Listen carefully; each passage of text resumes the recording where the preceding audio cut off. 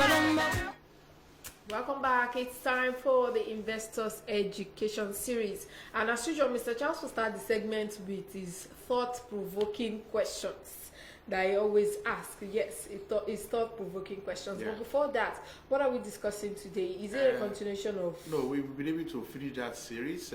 Today we'll start success and money.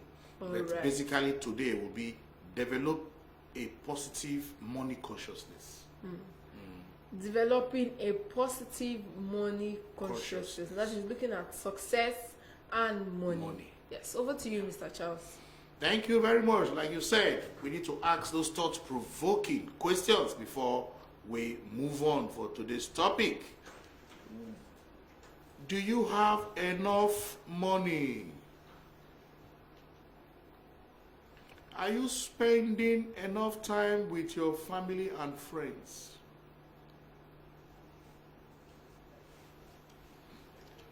Do you come home from your job full of life?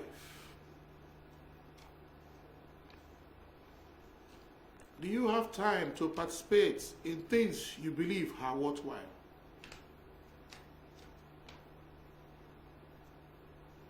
If you were laid off your job, if you were laid off from your job, will you see it as an opportunity?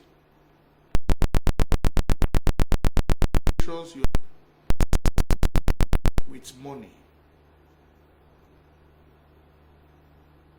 Does your job reflect your values? Do you have enough saving to see you through 6 months of normal living expenses?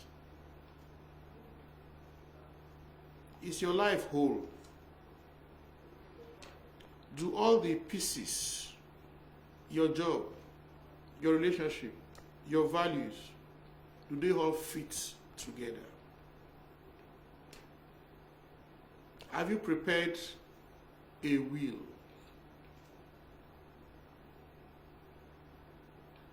Thank you so much. Those are thought-provoking questions for you to continue to look at it very well and give us, of course it is personal, answer yourself objectively. I will also go on to ask some other mind-stimulating questions. What are your 3 most important goals in life right now? What are your 3 most pressing problems right now? Describe the ideal outcome you desire from a problem facing you right now. What one thing will you dare to attempt if you knew you could not fail? What do you really want to do with your life? Thank you so much. Those are mind-stimulating exercise questions for you to look at very well. So we'll now move on straight to today's topic, which is well, we're talking broadly success and money, but specifically developing a positive money consciousness. A positive money consciousness.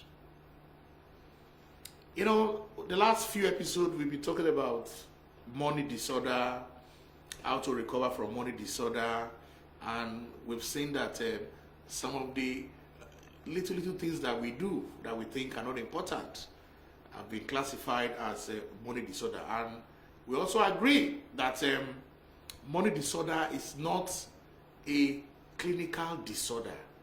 And most people who have money disorders, there is an underlying mental health issues that is making it to manifest as money disorder. How can somebody, you say you have a spouse, you will not disclose your spending pattern to your spouse, you will not disclose how much you are earning, or somebody just keeps giving out money. These are little behavior that they keep reoccurring and they interrupt your everyday life.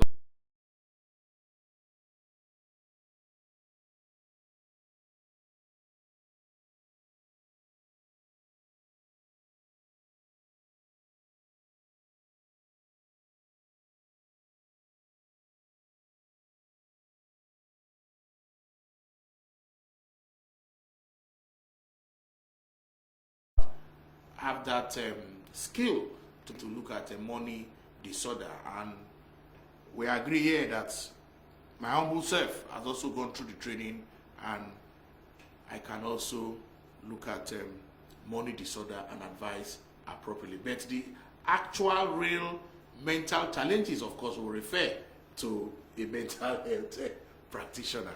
Okay, so today we're looking at developing a positive money consciousness. And I'll start with a quote given to us by T. Harv Eker. And it goes, and I read, "There is a secret psychology to money. Most people don't know about it. Why? Most people never become financially successful. A lack of money is not the problem. It is merely a symptom as to what is going on inside you." If you have been listening to our series, we'll be talking about all wealth begins in your mind. So it is not a question that you don't have enough money for you to be successful. It is what is going on inside you. So after taking that quote from that author, financial success starts in the mind. And how do we know it starts in the mind? Now, because people believe that certain things they have done, or maybe in the past, your parents have told you, money does not grow on the trees. So there's not enough money for all of us. So, and you begin to grow up, or you grew up with that kind of consciousness. And of course, it affects the way you relate to money. Financial success starts in the mind, because everything we do is from thoughts, and it's before it is being made physical. Financial success starts from the mind. Now, what are you expected to do? First of all, we see that many people are not successful financially. Not that they don't have the capacity, they don't have the skill, but it's a mindset. They just believe that they cannot be successful financially based on limiting beliefs they have been told, and they grew up with those kind of beliefs. So, but for you to achieve financial success, you must decide what you want. Yes, not vague. I want to have money. I want to reach. You must decide specific. Must be specific. What you want. You just have to decide. Then, not only that, believe it is possible. Yes. Because if you say you want 100 million and you don't believe it is possible, of course it's not going to be possible. So you must believe it is possible and that you deserve it. That's more important. Because of some people's limiting belief, they have told them money does not grow on trees. Money is very difficult to get. Money is evil. Money is this. So they don't believe they deserve to be successful in terms of money. Successful financially. They don't believe. And that is the reality. And once you don't believe, you don't deserve it. You believe you don't deserve it, you won't get it. You won't get it, of course. So, number 3, focus on it. Thinking about it and visualizing it as if it were already yours. You just have to keep, because this is what you focus on most of the time. You manifest it. So you need to keep focusing on it, thinking about it, visualize it as if you already made the money. I must also warn, don't think because you stay in one empty room and you decide what you want, then you believe and that you deserve to have that money. You visualize it, that the money will just flow to you like that. Just reminded me of a skit by a comedian that I watched. I think I've told you about it before. Okay. That their pastor asked them to take a leap of faith. Okay. So she's now registered with a property agent. And the agent was taking her to different houses. Yes. You say, no, I don't like this one. Let's go to another one. In fact, they visited different properties till the agent had to take her to the outskirts of Lagos. And then when they got there, the agent said, Madam, this is the last property that I want to show you that is available. She said, hey, don't worry. I'll still be visualizing it. Because my pastor said I should visualize it. lady borrowed money to fuel his car. And she will pay for it. That's part of it. You register with the agent before they take you for inspection. You also give them some money to take you around to show that you are very serious about it. Okay, so that takes me to the last point. Finally, you have to be willing to pay the price.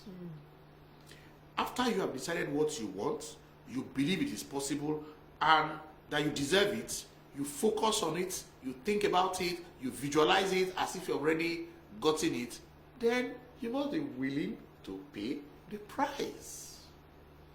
So, the lady that you're talking about, was she willing to pay the price? You start, register with the agent, be sure that when he's taking you around, you fuel his car, you know. So even after that first inspection, if you didn't see the one you like, next time he will call you again. So it takes a process. You must be willing to pay the price. You want to get a good grade in a course, you must attend the lectures. Of course, do your assignment. Do your assignment. Do your research. Attend group meeting. Attend, and all that. That is when you now sit for that. Like somebody was said he was to win the lottery, and I has prayed and prayed and prayed and prayed and God is not answering. And God now told him, just do yourself before, buy the tickets. You have not even bought the lottery tickets. How are you going to win? So you have your part to do. You must be willing to pay the price. That is where you can achieve financial. What is limiting most people from achieving financial success? We need to identify, all of us, we need to identify our limiting beliefs about money. Because how can you be successful with money when you still have limiting beliefs about money? How can you be successful? Now, to become wealthy, you will need to identify and root out and replace any negative or limiting belief. You need to identify these limiting beliefs, whether they are negative, replace any negative or limiting belief you may have about money. It seems hard for somebody to think that people who have negative tendencies or negative predisposition towards wealth. Is it possible? It is. It's possible. Okay, they just believe that I'm not supposed to be wealthy. Not that I'm not supposed to be wealthy, like directly. Like when they see people that are wealthy, they have some kind of attitude towards them. Yes. Okay. And you hear some people make statements like dirty money or I don't want dirty money. I don't want, those kind of disparaging comments. Okay. But most times we don't know how, you might not have a full grasp of how someone makes their money. Okay. But there are some people that are so very direct, casting aspersions at people. People who have money. Okay. So that means they are not trying to tell themselves that they also don't deserve to be wealthy. Now, some people hold this belief, or most of us, in our subconscious.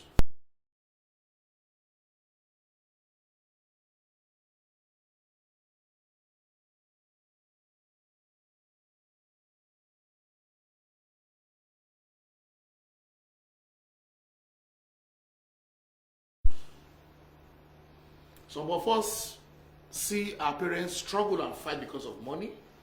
Some of us see or hear the kind of comment, money does not grow in the tree, money is not enough for us, money is this, money is bad, like you have said.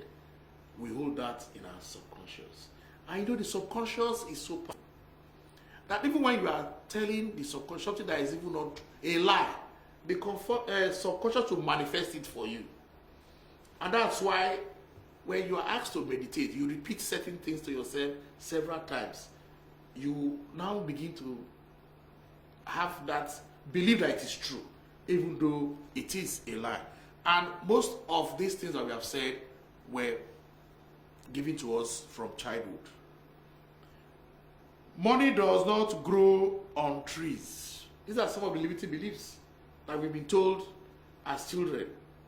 Money does not grow. Why are you wasting? Do you think money grows on trees? Do you think I have a printing machine at the back? And when it comes to Christmas gifts, they must have bought the gift for you to tell you, you know what it cost us to get this thing for you?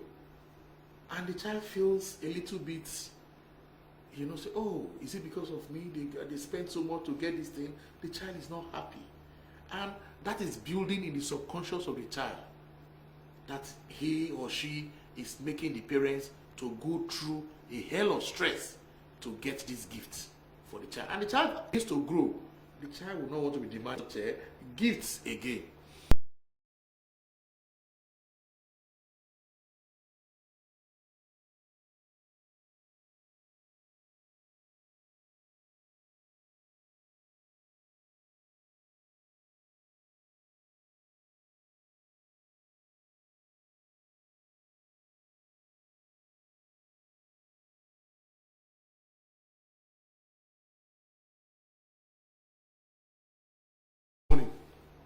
And why if you start that business of yours?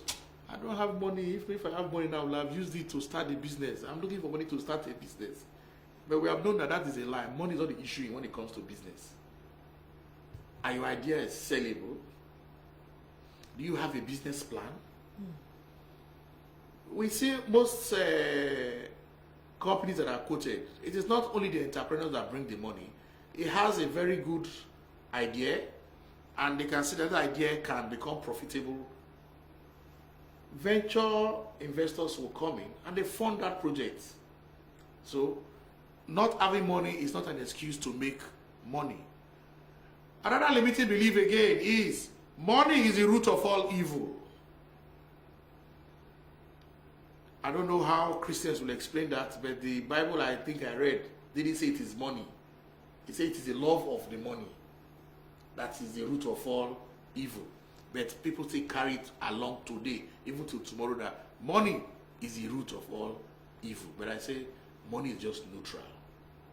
Money is an energy. It's neutral. You can use money to do good. You can use money to do bad. So it depends on the individual. People with a lot of money are selfish and self-centered. Yeah, that is some limiting beliefs. People with money are evil, bad, and unethical. Is that true? No. But these are beliefs people carry along, and it's affected them because it has been in their subconscious. So if you have that kind of thing in your subconscious and consciously you want to make money, that is a conflict. And when imagination and reasoning, when they conflict, imagination takes. So your subconscious is just right there, waiting to obey you. Everyone can't be a millionaire. But some people justify that. Everyone can't be a millionaire. And some people have been blessed by God to make money, while others. And I find it difficult to reconcile. How possible is that? What sort of doctrine is that? The mere fact that somebody is a millionaire already and you are just starting and you are struggling does not make you not to become a millionaire. We have seen people who started from the scratch and after a few years they have made it. But that person, while he's struggling, if he believes that he has been destined just to remain like that, do you think if he's now consciously trying to make money, he's not going to make the money? Because he will have repelled that wealth that is coming. Because as we have said, you don't pursue money, you attract money. And like attract like. Yes.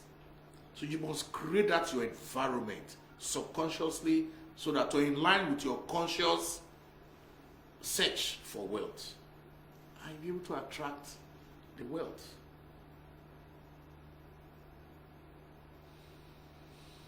You can't buy happiness. They tell you, even if you have so much money, you can't buy happiness. Yes, agreed. You can't buy happiness. But whether you like it or not, money will make you very comfortable. Yes. We know money cannot buy you a home, but it can buy you a house. Of course. And those who say money is not good, they don't know where to shop. If you know where to shop, you say money is good. There's this popular phrase or verse in the Bible. What I can remember, they say, money answereth. Money answereth all things. What are we talking about? Okay. Rich people only care about money. Is that true? They only care about money, nothing else again. These are limiting beliefs. If you are rich, you cannot be spiritual. That's not true. That's the one they keep telling congregation. If you are rich, you cannot be spiritual. But we have seen people who are wealthy and they serve their God, they serve the Almighty in the proper way, and they are spiritual. In fact, I read something somewhere. They said in Israel, for you to be one of their high priests, you must be a wealthy person. Yeah, you must be a wealthy person.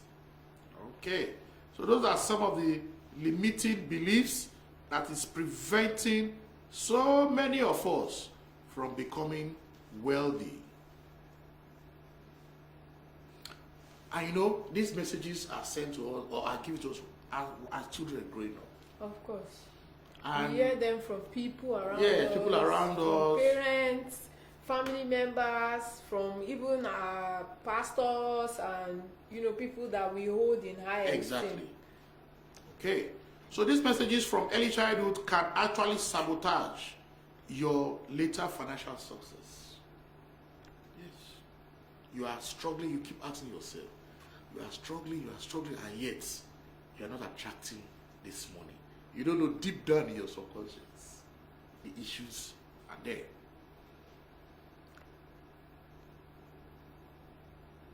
Yeah, so like we said, these messages from early childhood can actually sabotage and dilute your later financial success because they subconsciously emit vibrations that is contrary to your conscious intention. You vibrate this limited belief subconsciously and it's contrary to your conscious intention.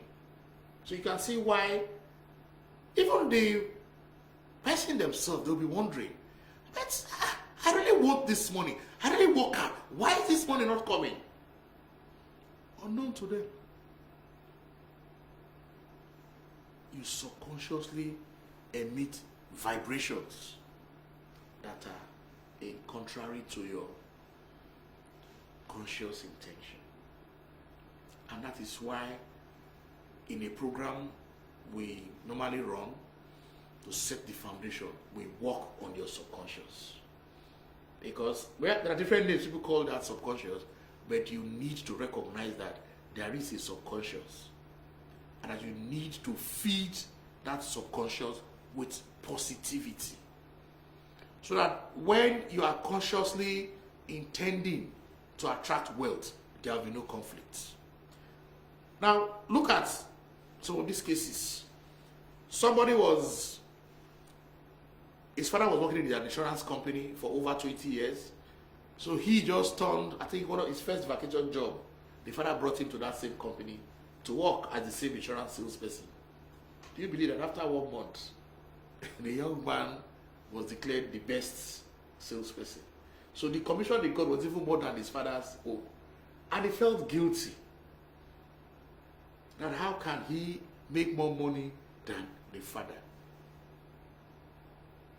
And he felt guilty, took the money and gave to the father. And while growing up, he felt he is not supposed to make more money than the father. So it was in a seminar where these things were now discussed. He now saw why he has not been successful as an adult in terms of his finances. This was something I was told to him as a child growing up. That is one case. And there was another case again. The lady saw the father and mother quarrel over money. Though the father had money, was wealthy, but he was not always at home. The mother was drinking and she became an alcoholic. And the father used to always complain that I'm doing all these things to make money for the family. And it affected the young lady. So when she started trying to make money for herself, it became difficult for her because she saw the pains the father and mother went through.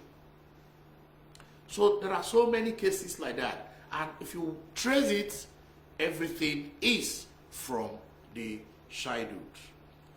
So I will take a short quote, anyway it's long, from somebody that explained this point. You must begin to understand, therefore, that the present state of your bank account,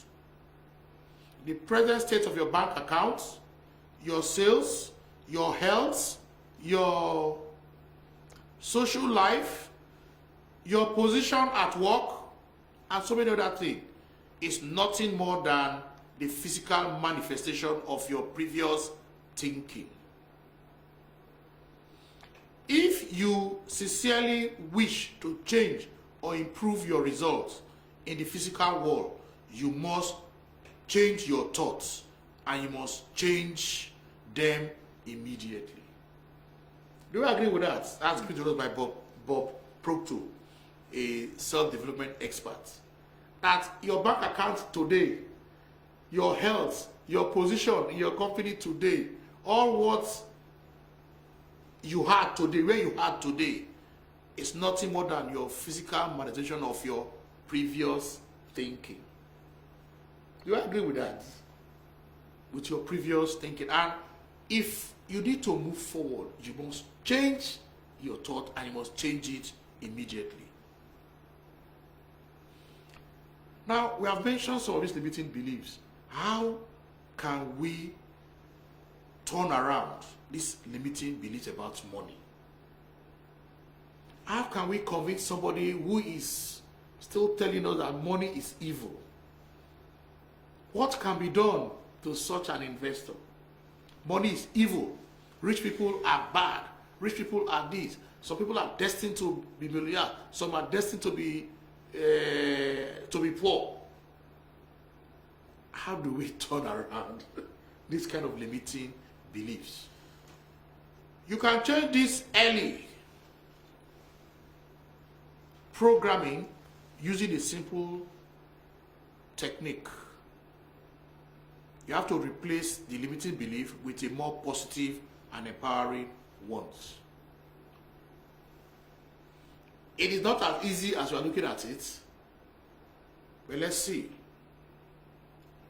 Write down your limiting belief. Say, for example, if I say money is the root of all evil, that is the belief that somebody has been carrying on for a very long time.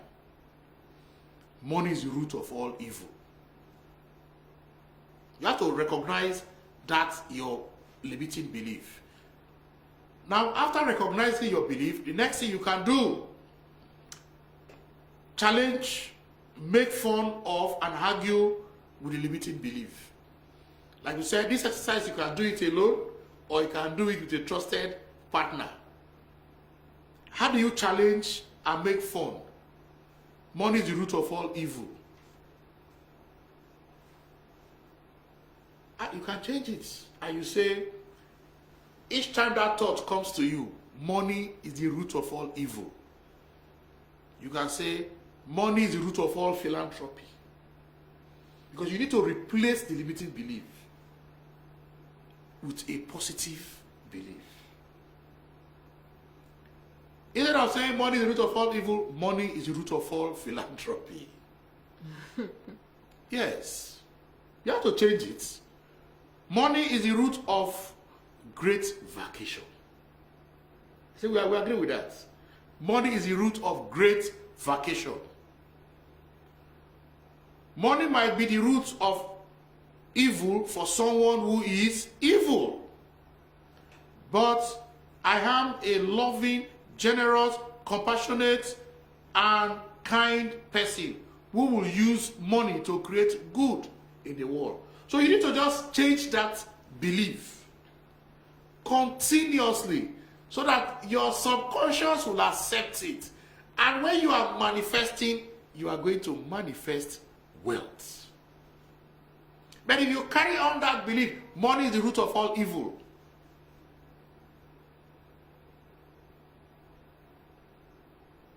you will manifest poverty.